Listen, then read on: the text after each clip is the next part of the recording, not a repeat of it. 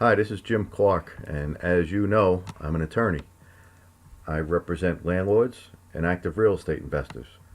We do the simple lease agreements, closings, and entity formations. We also handle the more complex stuff, the partnership and joint venture agreements and disputes, the messy landlord-tenant evictions, the asset protection planning, and the estate contests. Today we're going to talk about assignments and wholesaling in New York. This is a hot topic, and before I dig into it, I just want to take a minute to define what it is we're discussing here. Assignments and wholesaling in investment real estate refers to the act of finding and or securing a property, and rather than purchasing and redeveloping or holding it yourself, you assign your rights to do the deal to someone else for a profit. And we're going to talk about how this gets done in New York, because there are some very unique features of the New York market and its rules that make it unlike any other market in the United States. Most investors find out that New York is different the hard way, and that is through trial and error. This is costly and time consuming. But here, I'm going to give you the basics of how this gets done in New York and some information on where you can go to learn more, so you can avoid all the mistakes that investors make when they try to adapt strategies from other markets to New York. So what are we going to talk about? Well, number one, we're going to talk about why this is important. Why do you need to know about assignments and wholesaling in New York? We're also going to talk about the truth about assignments and wholesaling as I see it, as someone who sees many of these deals in the course of a year, and most of which don't ever get to closing. And the ones that do, we're going to look at why that happens as well. Why assignments and wholesaling is difficult in New York. And we're also going to look at the life cycle of the main assignment structures and how they work. And then finally, we're going to talk about the keys to success and how you can make the most of these tools we're going to give you. So why is this important? Well, assignment and wholesaling as a strategy is an important tool to have. It's a great way to profit on more deals. It's also a great way to give you some flexibility and confidence as you're out there making offers as an investor.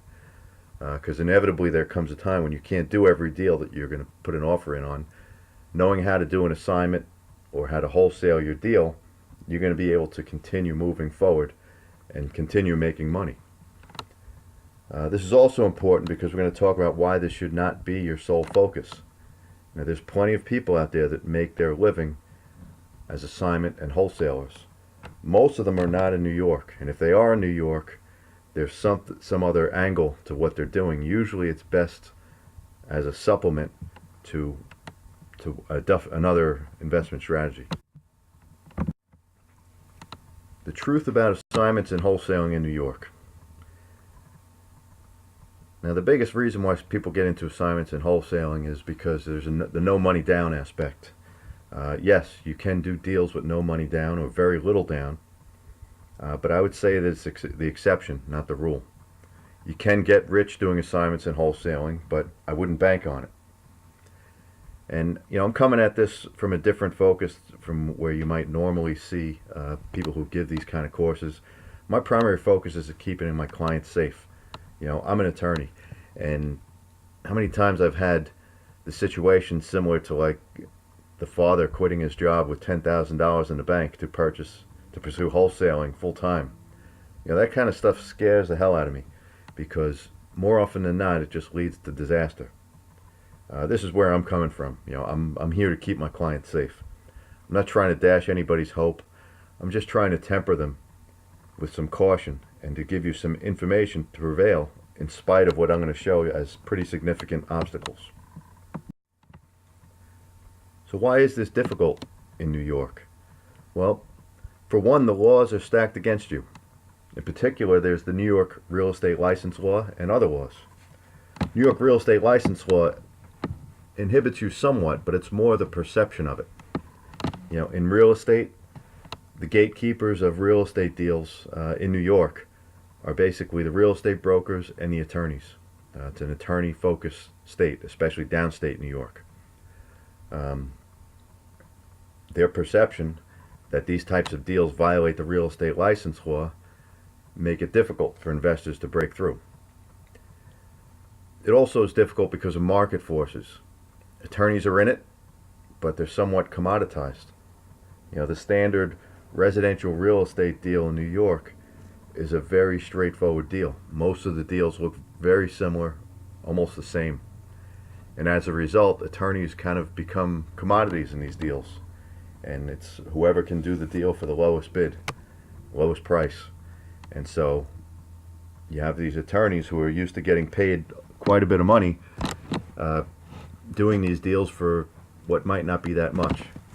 Assignments in wholesaling kind of requires that you look outside the box a little, requires more time, more effort. And for someone who's just getting paid a fixed low fee, they have a tendency to resist looking outside the box. Also, real estate attorneys are used to dealing with real estate brokers.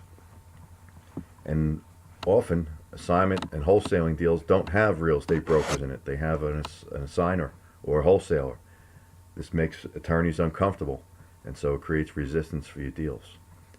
Real estate attorneys like cookie cutter deals, as we said. The standard real estate deal in New York is pretty straightforward. It's pretty standardized, and that's what they're used to seeing. Also, assignments in wholesaling often deals with multiple practice areas and thinking outside the box, which again, many attorneys resist. Now, there are ways around all this, but entails getting in line with how things are here.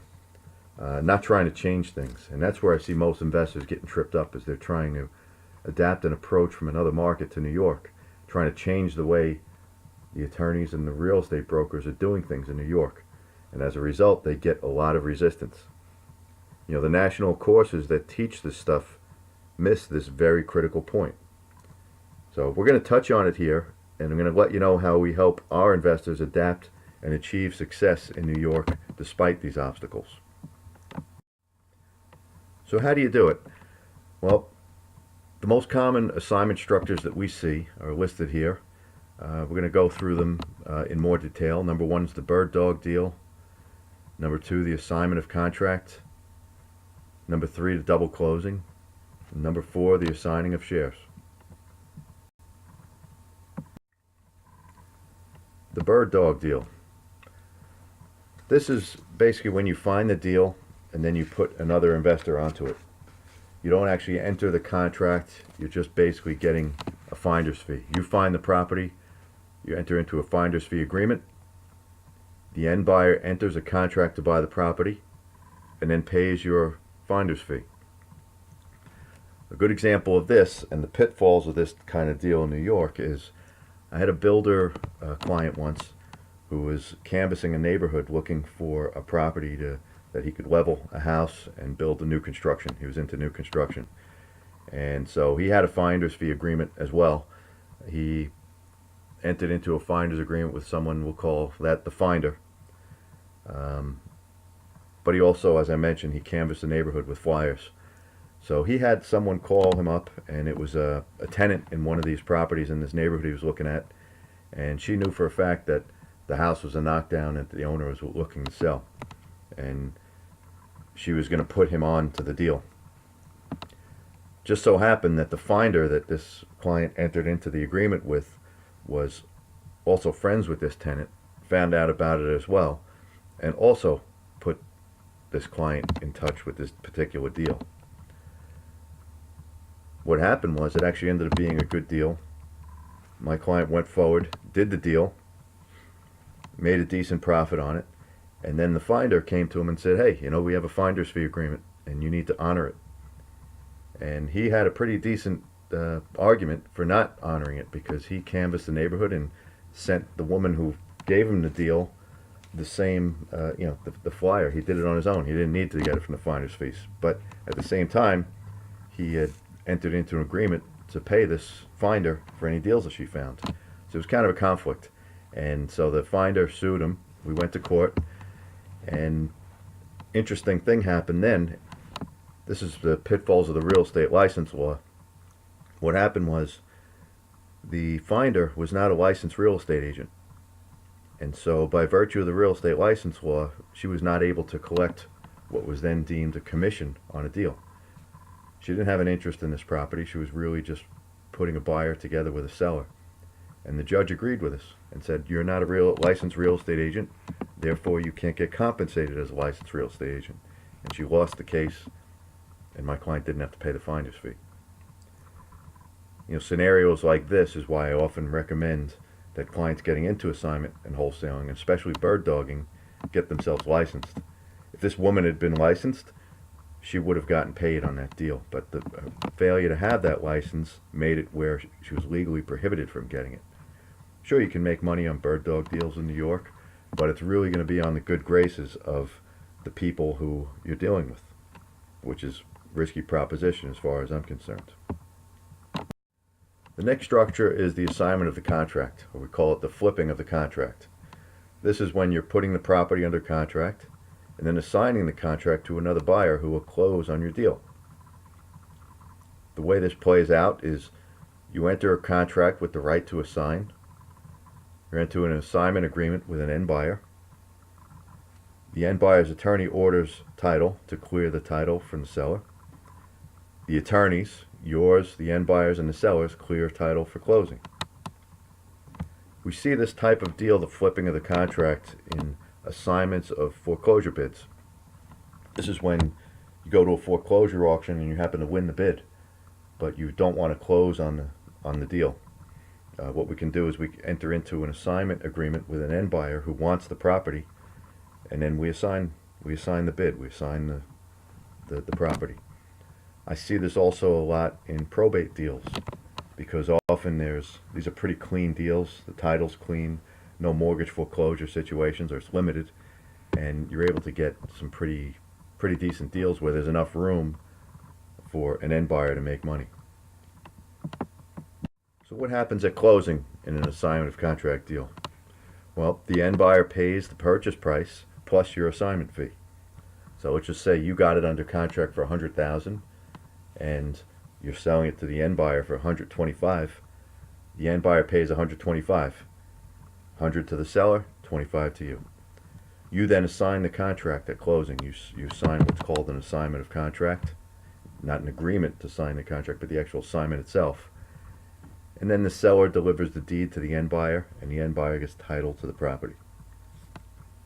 Now this type of deal, this structure, is much safer than a bird dog deal because you have an enforceable contract with an equitable interest in the land. Your deal is with the seller. So in effect, you become the gatekeeper of the deal. The end buyer can't get it without going through you because you have the contract. And because you're in contract, you have an interest in the property. So there's no real estate license law issues. Now in this structure, you still have issues of custom.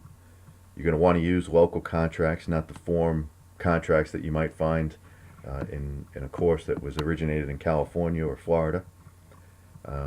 Because if you use different contracts, the attorneys are going to be suspicious. And often with these deals, there's no realtor involved, so they're already suspicious to start off with.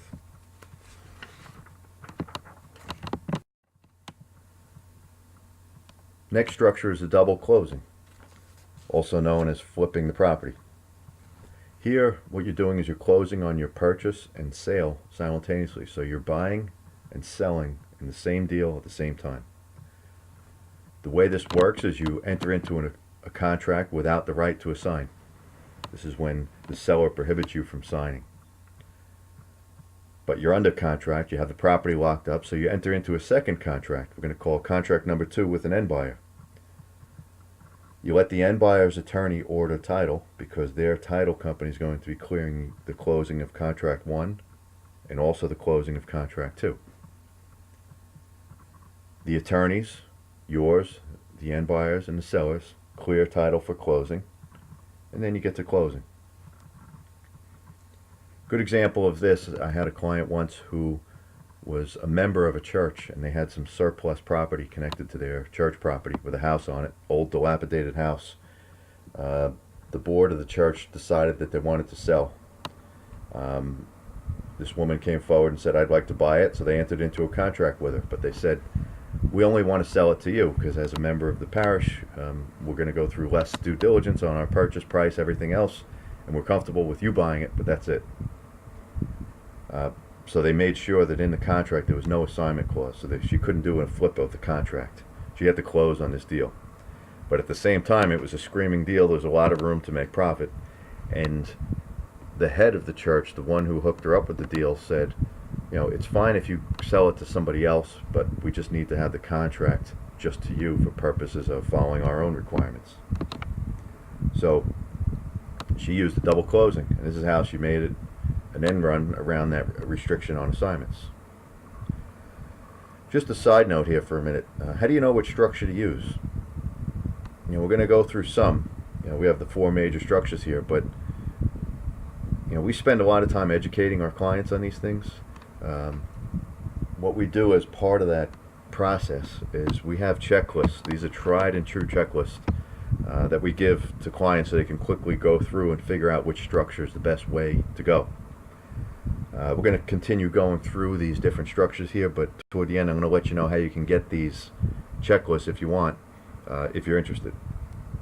So what happens at a closing, at a double closing? Number 1, the deed goes to you as the assignor. Your deed goes to the end buyer. So it's 2 closings. The end buyer's title company, remember we use the end buyer's title company for both transactions, records both deeds at once and collects fees for both deeds. 2 sets of recording fees, 2 sets of transfer tax.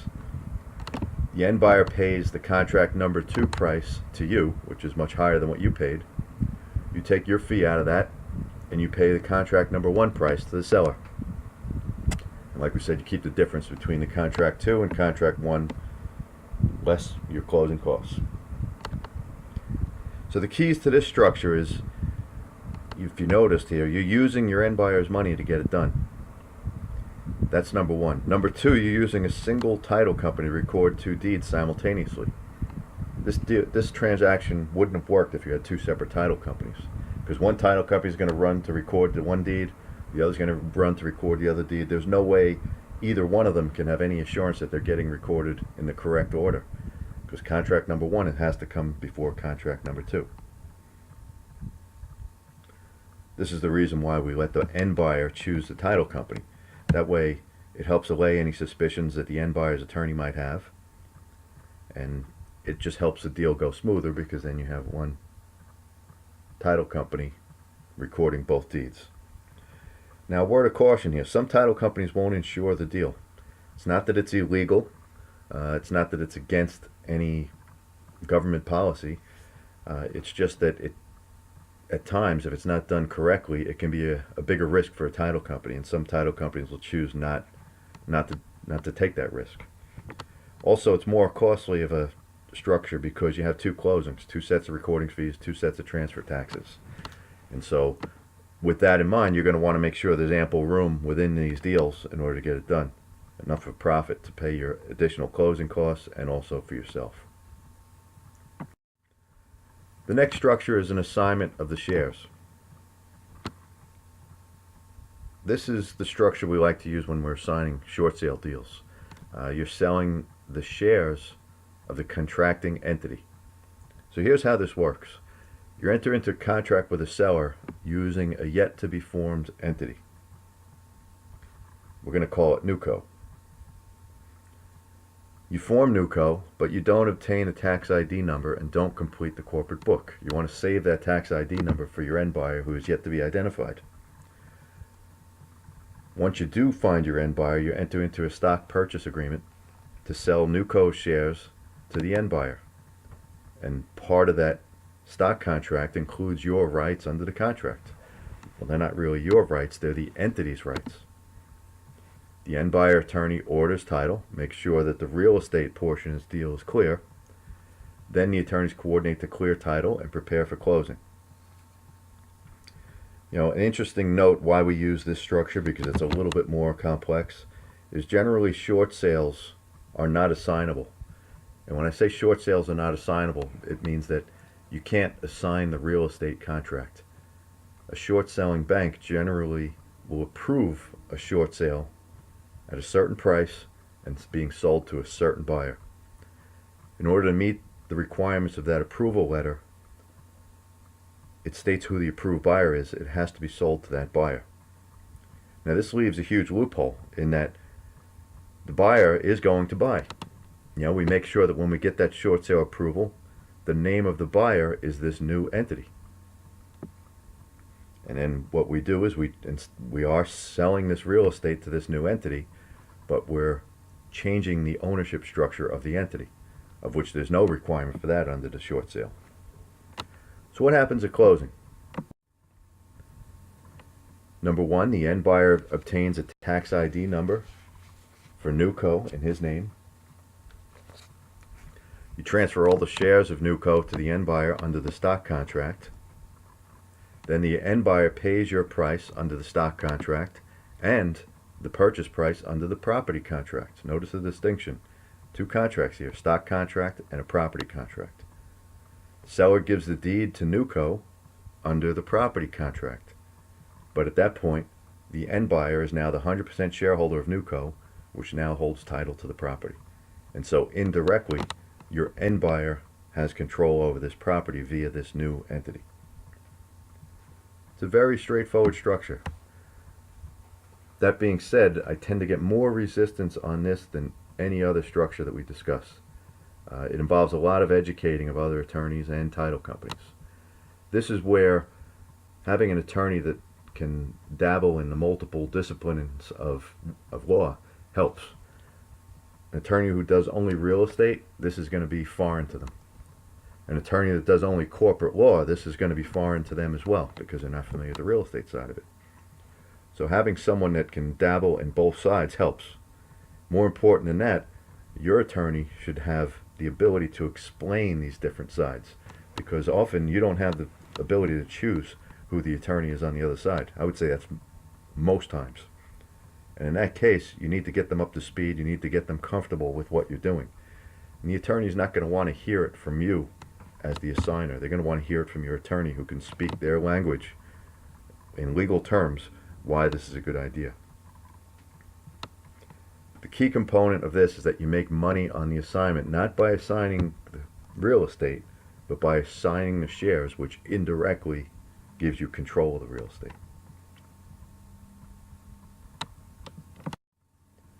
So those are the basic strategies from a very basic level. Like I said earlier, I work a lot with clients, getting them up to speed on these structures, getting them really good with them. It's important because if you know how these structures work, you know how to choose them, you know what's going to happen, you end up being the resource for the sellers and for the buyers, and you're able to guide them through. And it's going to make your life that much easier. It's going to make everybody less suspicious, and it's going to make you the go-to person when it comes to these kind of deals. Over the years, I used to work one-on-one with clients on these things, but what I found is I was always saying the same things over and over again. So today I have a pre-recorded program that I offer to clients, and I give all of the information on these deals, very detailed. I also give all the information on how to size up these deals, how to quickly size them up, evaluate, determine which structure they are, determine whether there's even a deal there. All this is geared towards kind of plugging the gap that the national courses leave for the New York piece. All the form contracts, how it works in New York, all these different intricacies that are unlike any market in the United States. So if you're interested, toward the end of this program, I'm going to let you know how you can get that if you'd like. So what are the keys to success with assignments and wholesaling? Number one, you're going to want to choose a strategy. That means selecting a niche, selecting an area that you can know better than anybody else and that you already have a built-in advantage before you even get started. Number two, you're going to want to learn local custom. Learn how things are done in this market. I talk about New York in general, but these things that we're talking about are actually specifically related to downstate New York. And then each county in downstate New York has their own intricacies as well. You want to learn how that works because you don't want to be going against the grain with these types of deals. These deals in and of themselves go against the grain. They're apt to create resistance. So you want to decrease the resistance on all fronts if you can. Some things you can't do anything about, but for the parts that you can, this is going to give you the tools to do that by learning local custom. Number three, play the numbers game.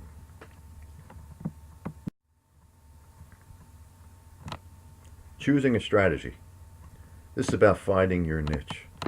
What are your strengths and unique skills? You want to focus on what you do best and surround yourself with good people for the rest. Some good examples of people that I've worked with who successfully do assignments in wholesaling, how have they found their niche? Good example is the flipper who uses it as a way to move excess inventory. I have clients that are doing multiple deals at a time over the course of the year, sometimes dozens of deals. Often they can't do them all, but at the same time they're under tight time frames to complete one, get a closing on another. Sometimes financing isn't ready on others. And so having this as a way to just keep moving the deals and keep profiting on them rather than withdrawing from the deals, it helps. Another example is a realtor using it as a way to make more money. Realtors naturally are on the street looking for deals, looking for listings, right? Sometimes they're deals that are better than others. Sometimes they can actually profit on them on themselves. So a realtor who's already there looking at tons of deals is going to be in a great position to find candidates for assignments in wholesaling. Another example, and I have a couple of clients that do this, they're online marketers. They're online. They're getting leads for other companies and for other ventures that they do. Inevitably, they come across situations which this strategy can work. When I say this strategy, I mean assignments and wholesaling. I have another client who's a friend of a probate attorney, best friends. This probate attorney happens to exclusively represent out-of-state executors. There's no better way to get probate deals than from out-of-state executors. Most of them just want to get rid of their deals quickly, and they don't care. I mean, they care about the price, but not as much as one who's there living near the house. That particular client just uses her contact with this probate attorney and gets all the assignment deals she wants over the course of the year. The point of all this is look around you. Resources are readily available, and choose the easy way. This business is hard enough, even when it all goes your way, and especially in New York. So you want to try to use these things to make it easier for yourself. I offer my clients a shortcut to basically get my years of experience condensed into a few-hour program. This is a path of least resistance, and that's why I'm going to offer it to you later. Learn local custom. You want to know how these deals work in this market. You want to know how they go from start to finish. You want to learn the life cycle of these deals. What are the players in these deals used to seeing? And that means the realtors, the attorneys, and everyone else that's in the deal. Also part of local custom is getting an attorney who can educate the other side and overcome objections in a way that's going to guarantee your success. This is the path of least resistance. A big part of what I do is help clients get up to speed in this area, learning the local custom. I'm a local attorney, and I work in downstate New York. That's where most of my work is. There's plenty of courses that teach these deals, but it's different in New York. So just about all of them fall short, and it's the reason why investors fail to gain the traction with this assignment and wholesaling strategy. And finally, play the numbers game. To be successful, you need to see a lot of deals. I might see hundreds of deals in the course of the year, and only a few dozen of them will close. Those are the kind of odds you're up against. So you need the tools to quickly evaluate a deal so that your time is only spent on the winners. A big part of this is about knowing your options so you can identify opportunities and fit the opportunity with the right structure. For this, you need to know how these things work and why. Because if you know that, you're able to quickly see a lot of deals, quickly determine which ones are winners, which ones are losers, and focus your time on the ones that are more likely to be closing. If you're consistently looking at a lot of deals, you'll eventually find the ones that will make you money. The tools we use for this is we have a deal evaluation sheet specifically tailored for assignments and wholesaling downstate New York. It contains 12 major factors that will determine the likelihood of a deal closing and which structure to use. Once you know the basics, you can run through a deal in about 5 minutes and decide if it's a go or no go. If it's a no go, then you only wasted a few minutes and you can move on. If it's not, then you can focus your efforts and not waste time on everything else. So we went through the basics. We told you that we have processes to help clients become successful. I'm going to take a few minutes now to give you some specifics on how we can help, and if you're interested, I'll ask that you contact to discuss it further. We do these deals for clients. We know how they work, and we know why they don't work. We used to spend hours with clients getting them up to speed, not only on the assignment and wholesale structures that we talked about now, but going into those structures in detail, and also just the natural flow of a typical real estate deal in this area. What all the players are doing, because it's important to get in alignment with all those different ways to go with the flow of the deal. In spending all this time with clients, it was costly to the client. His time is money, and it was time consuming for us. So as a result of doing this over the years, we developed a more economical shortcut for our clients. We call it the Assignment and Wholesaling Program. Now what is this? Basically, this is a pre-recorded online instruction that can be done on your schedule. We consider this a local supplement to the more widespread national programs, the more comprehensive programs.